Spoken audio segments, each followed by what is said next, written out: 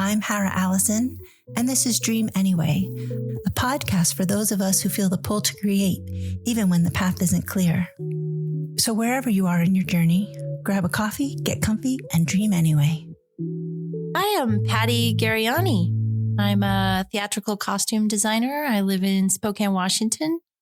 I was born and raised here, but have lived in Seattle and San Diego, and now I'm back living in Spokane. And you just won an award from Spokane Arts. What was that award? Did for imagination. That's exciting. That is exciting. That's huge to me. It's something that is almost hard to describe. To be back in Spokane, if it was like 35 years ago when I was a teenager and you told me that this was going to happen, I'm sure my teenage me would be so happy. And I'm so happy now. But I mean, it's just like, I just never thought something like that would ever happen. I never even thought I'd move back to Spokane. So It's pretty remarkable, actually. Is this something you've always wanted to do, something you have always done? No. So starting out here in Spokane, I was more of an actor. I got into theater in, I think, sophomore year of high school, and I loved it so much. And my drama teacher, Tom Armitage, was really inspirational to me and kind of lifted me out of a situation at home where I felt like I belonged, because my family life was not the best. And so I just found a home in theater, and I never thought I would end up as a costume designer. It kind of clicked at some point when I went back to school for fashion design, because I actually also wanted to do fashion design. So it's like kind of a mix of the two, but being in theater, it just fills my heart. As a young girl, my dad took me to see Guys and Dolls in St. Louis. I don't know how old I was, but it was my first thing I saw. He loved theater. I went all the time with him. And then I took my young girls all the time with me. We only played Broadway kids in the car. I feel so lucky that I'm part of your community, but in a way that feels really good to me and don't have to be on stage. That's how I feel sometimes too. It's hard getting out on stage. I kind of freeze up. I even kind of freeze up just doing this. One time I had to walk across the stage to accept an award, and my knees barely worked just to walk across the stage. Oh, Hara. Well, you better get used to it because you're going to be doing more of that. It was kind of bittersweet winning that award just because my competition, I love who I was up against and wanted it for both of us, my friend James Landishville. So, because you both work with and at Stage Left, is that right? Right? Yeah. And I actually nominated him. Oh, you did? I did. And I had no idea I would get nominated. And then when I found out I was like, oh my gosh, I had so much anxiety about it, because when the time started coming, it's like, just being on the spotlight is hard. Anytime people pay attention to me like that, it's like I kind of like to just be in the shadows, One time I designed myself a certificate. I went to Michael's, got all the crafts for it, and it said, I am worthy. I had like a little thing that looked like it was certified, and it said, because I said so, Hara. Because all you have to do is declare it. I think that's true about everything. If we all declare whatever we want for ourselves, we all make our own kind of certificate of whatever that we're needing permission for. Those are the things they tell me in therapy all the time, or, to try to think of yourself as worthy and capable and not helpless, and all the things to kind of get you in a better spot sometimes, if you're kind of feeling down. Well, that occurred to me to design that certificate because I was listening to Liz Gilbert's podcast, Big Magic. And there was an artist on there saying that she couldn't get into the school she wanted to, so she didn't think she was an artist. Oh. And Liz Gilbert said, you don't need somebody to tell you you're an artist. You declare it.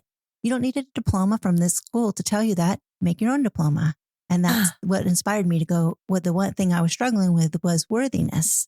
Right. And then once I declared it or determined that, of course, I'm worthy, because of course we all are, then that was never really an issue anymore. So maybe you need to make yourself a diploma.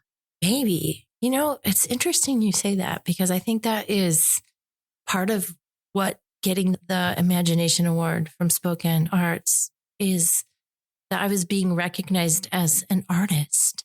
I feel like I can call myself that now, but I think it's really hard for us to call ourselves artists. Yes.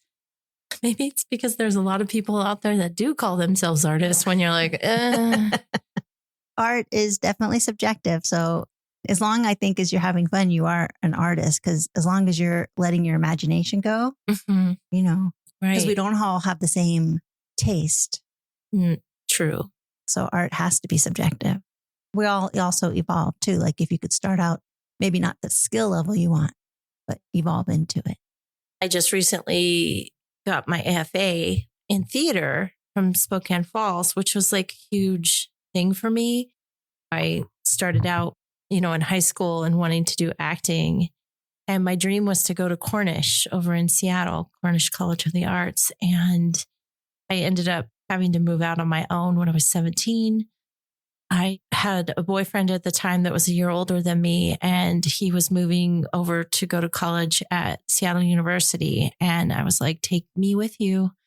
So I was a high school student living in Seattle and paying rent and had a job at Westlake Mall at a little watch cart. And it was so hard to support myself and go to school. And I ended up dropping out, and took me a while to get my GED. It wasn't where I thought I would ever be because I was working really hard to get good grades and do well in school towards the end of high school because I was trying to turn it around because the beginning wasn't so good.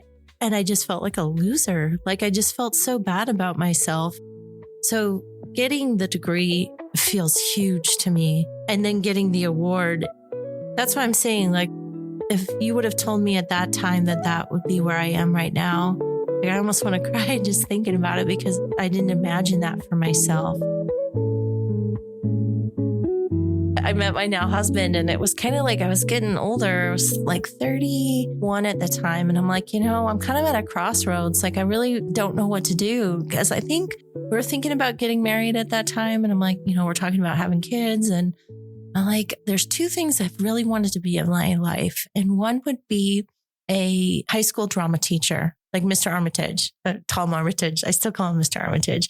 I just thought that would be wonderful to just be a person like that could like help kids and give back what was given to me. It was either that or go to school for fashion design because that was always something I really loved too. I love sewing. And the easier way would have just been to go back to school for fashion design. We decided we wanted to have kids and I was like, this is going to be too hard. So yeah, and did really well. I went to Mesa College in San Diego and did really good there. I felt like I belonged somewhere. And then I got a job working at a theater at Lamb's Players Theater in San Diego on Coronado Island as a stitcher, doing costumes.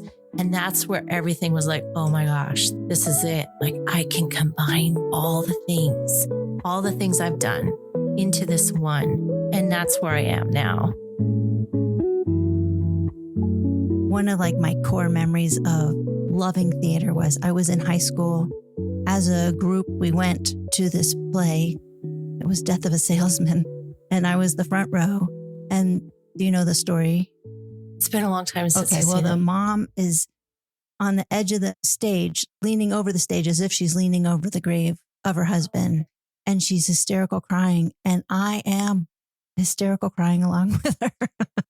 She was so believable. She was so good. I totally believed she was crying over the grave.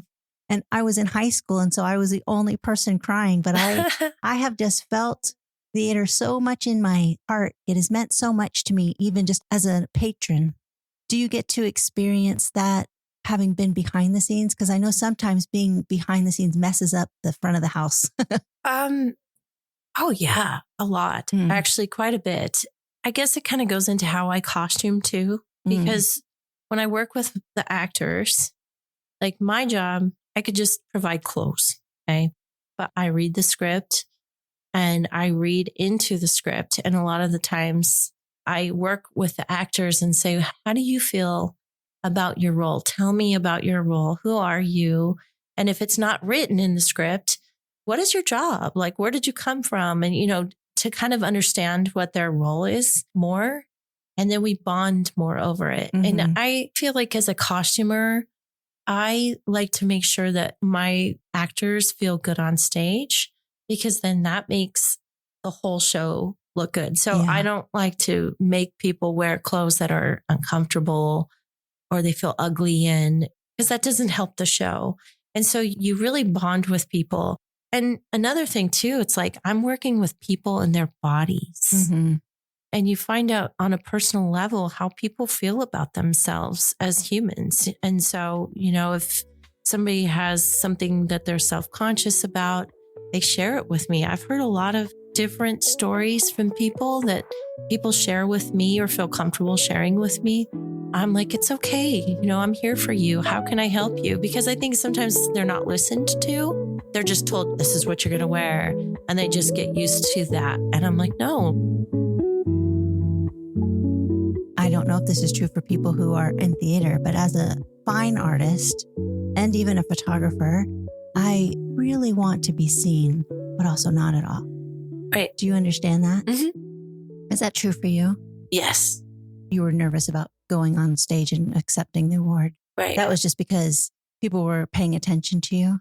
Yeah, I guess. Just, did you feel worthy of the award? I do. And the part of getting the award that actually means the most to me of everything is having my 2 daughters see me on stage, because my 2 daughters have had to put up with so much. I drag them around with me all the time to things. My kids have to come with me and be part of it, which is fun. They love it. And they have done kids theater before too. So it's not we're a little theater family, but I just remember when I was looking down, I had my eyes closed and I was waiting for the name and I heard just Patty and I went, oh God, and I was like, oh my gosh. And I opened my eyes and I looked over and I saw my kid's face and my husband's face and they were just like, oh my gosh, Mom. And I noticed after that now they're like, wow, my mom, this isn't just like a fun thing that Mom does. I know that they know that, but I really feel that validated you. It really validated me with the kids. I'm 51 years old and I just felt like I need this in my life so bad. This says everything to me. And so when I did walk up on stage, it felt good. It felt good to be up there. I'm just living life till life stops. Gonna run out of road. Go until the road ends. Aren't we all? I'm aware of it and I'm just totally embracing it. Yeah. And I'm 100% not afraid of whatever the next thing is. I feel very ready for anything, for living a long time or not. Either one sounds good. That's actually a gift. Yeah, I feel really lucky. Because there's a lot of folks that, including myself, where we just take for granted that. And sometimes we need to be motivated. Like, if you have a near-death experience or something, like 2 months ago, so close to being T-boned on my side. I don't even know how our car stopped. I don't even know how I was able to scream. I saw it out of the corner of my eyes and my husband was starting to go out in the road and this truck just ran the light and was heading and I just screamed and he didn't even see it. He just knew because I screamed that he threw on his brakes and we missed it. I kid you not. Like, I don't even know how we didn't even get a dent, but we didn't. Yeah. And we would have been dead. That guy was hauling ass. So I've kind of felt a lot different since that experience, that we could have all been gone in a flash. That has been true your whole life, which is what's so interesting. My mom passed away. I was only 18 and she was only 46. And so I've always kind of lived out loud because I don't want to miss out. I definitely have FOMO. Life is short and I'm going to run till the road ends. What do you want your legacy to be? What do you want people to think about you once you're gone? Or do you have that thought? If anything, it would be that I was a kind person and that I did a lot for others and that I would be missed. Just like if I'm working these last few years where I'm just doing back-to-back shows on top of each other shows. And then when I get done, like I did in June, and I see the the remainder of my house and how it is. It's like, if I'm not there doing stuff, things don't get done. Mm-hmm. I don't mean it in a way like, oh, she sure worked hard for us. Boy, we sure could use her help. I would like to be missed in a way like loved, missed, Mm-hmm. beloved. When I do costumes and things, I genuinely want to do them for people and make people happy and bring joy, especially for my daughters. Like, I would hope that they knew how much I love them and advocate for them. And I've given up so much of myself because I did. I stopped going to school for a while and became a stay-at-home mom. And I'm just now starting to kind of emerge out. I still have to balance like being a mom and doing what I do. I can't always fully like do all the cool stuff that people that don't have kids can do. How old are your girls? My oldest is 15 and a half, and the little one, she's 10 and a half. So 5 years apart. My oldest daughter's doing girls wrestling, Yeah. and that's pretty cool. And then the other one is more of an artist. And so both of them are doing cool things. And now that I'm out of school, I'm signed up to help more with them. I'm signed up to be the girls wrestling like lead mom now, cool. So I, Yeah. which if you looked at me, it's like, oh, wow. Okay. And then for my youngest daughter, if there's field trips and things like that, I try to be there for her and sign up. And there's a lot of events that I signed up for this year to be more included because I feel like I'm making up for a lot of stuff that I wasn't able to do before.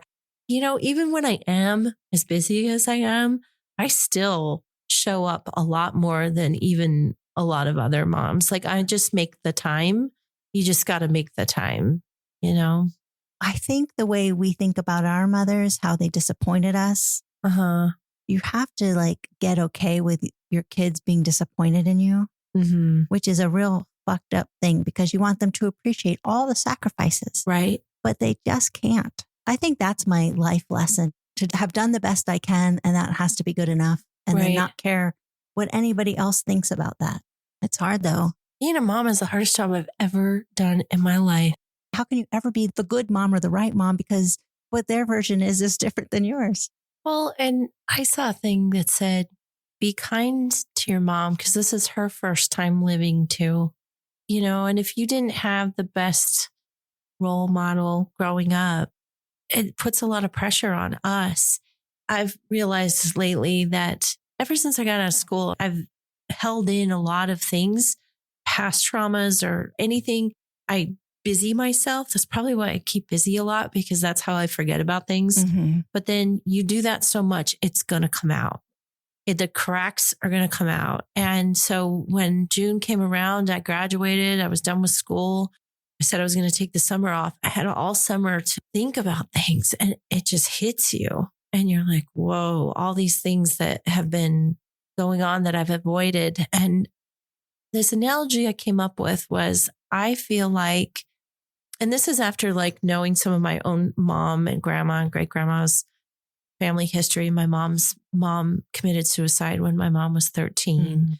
So her life was a mess. And going through Ancestry, I realized that every single one of my grandmas had kids before they were 18. Oh, wow. And married to men, when they're teenagers. Like, what the heck is that? And a bunch of other stuff that I found out. I think I told you about my grandma's hotel being the bordello.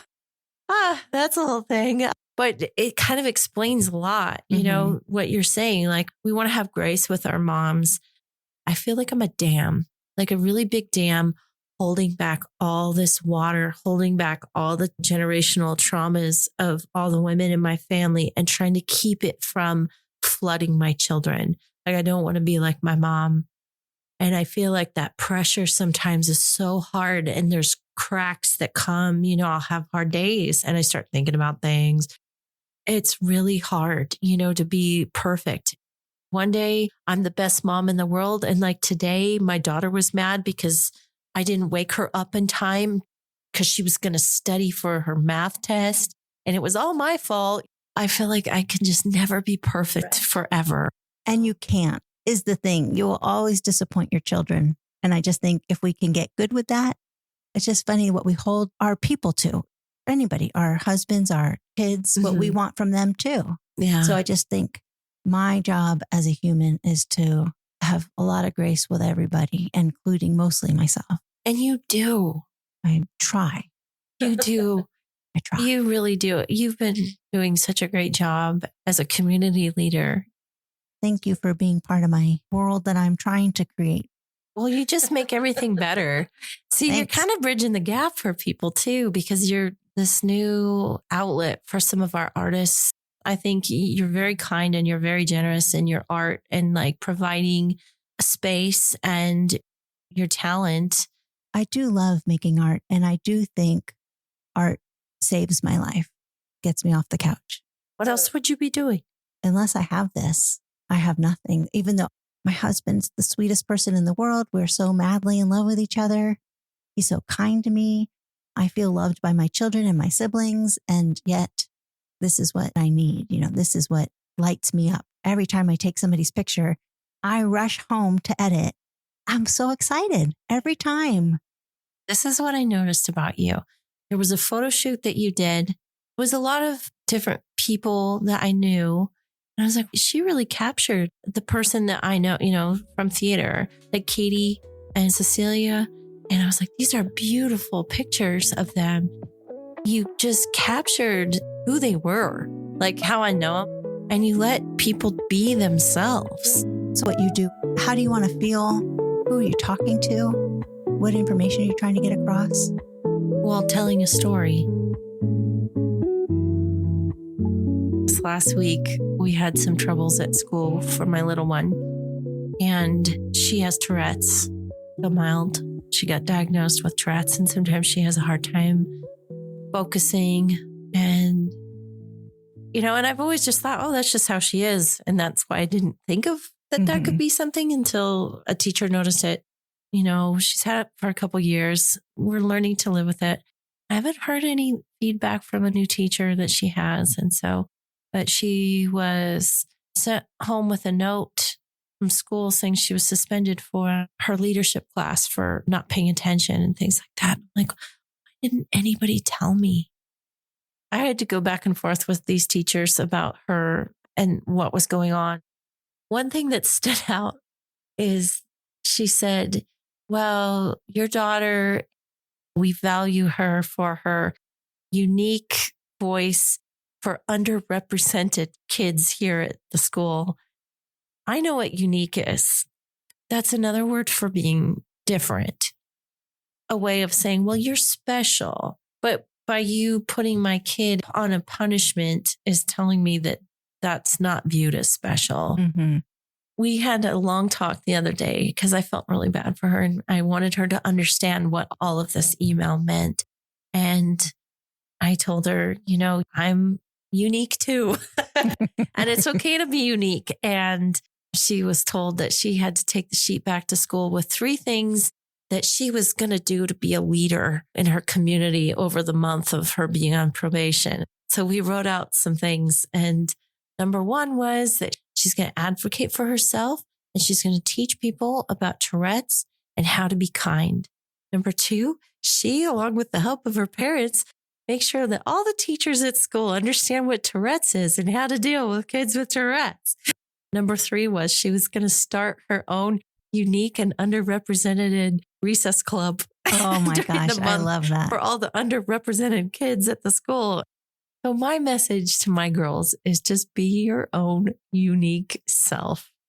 And with my older daughter, she's in high school and she gets up and she makes sure her hair is all pretty and everything is good.